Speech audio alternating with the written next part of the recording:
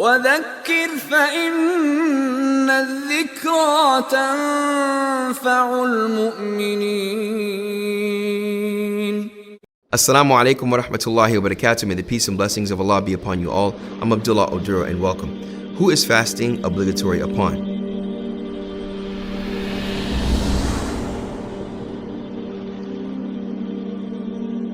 We say fasting is obligatory upon every sane, mature Muslim. And we talked about that, the one that is sane, mature, and Muslim. Because when Allah subhanahu wa ta'ala starts off the verse that we talked about earlier, when He says, "O you who believe, that fasting has been prescribed upon you as it was upon the people before you, perhaps you may be of the mindful ones."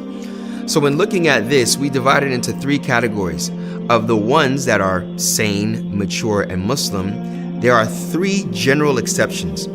The first category is of those that are allowed to break their fast but must make it up. Now those are of types. The first one is the traveler, the second is the sick person, and the third can be the one who is pregnant and breastfeeding at the same time. So when we look at the one that is sick, it's a sickness that is unbearable. You know, the sickness that would make you call into work truthfully. The one that, a migraine headache, you know, something that you cannot handle. If you have the flu, the common cold that has reached an unbearable level, that is where you are allowed to break your fast, but you must make it up. The time frame that you have for making up these fasts are the rest of the 11 months after the month of Ramadan.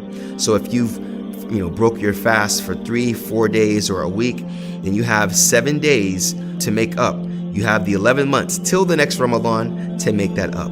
The traveler is the second category, and the traveler is the one that goes to another city. And what constitutes traveling is where a person leaves their civilization or their habitat, which is generally characterized by the absence of buildings and of residential homes. So when you're traveling, for instance, we're in a city in the south. If you were to go to, from Dallas to Houston, when you see the absence of buildings and you see wilderness, you see mountains, you see gas stations that, no one lives around there, now you know that you are a traveler. To where in praying, you're able to shorten your prayers. And here in the month of Ramadan, you do not have to fast. You can break your fast. Even when you reach your destination that you are traveling to, you don't have to fast. You can be someone that eats and drinks regularly and be intimate regularly.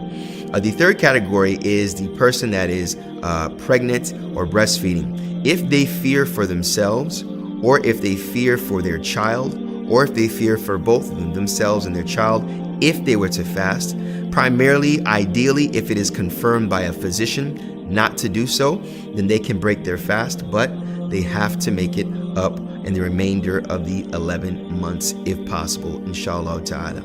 The second group of people are the ones that are not allowed to fast and they do have to make it up. And those are primarily the women that are on their menses. During the time of their menses, as we know, they are not allowed to pray and they don't have to make their prayers up. But for Ramadan, the days that they missed in Ramadan, they are not allowed to fast and they have to make those days up. They are not allowed to fast and they have to make those days up.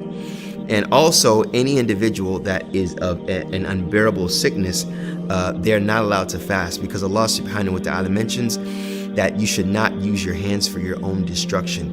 If more than one reliable physician tells you you cannot fast, do not fast, then in this situation, you are not allowed to fast and you should make those days up. The third category are the individuals that it is allowed to break your fast and you don't have to make those days up.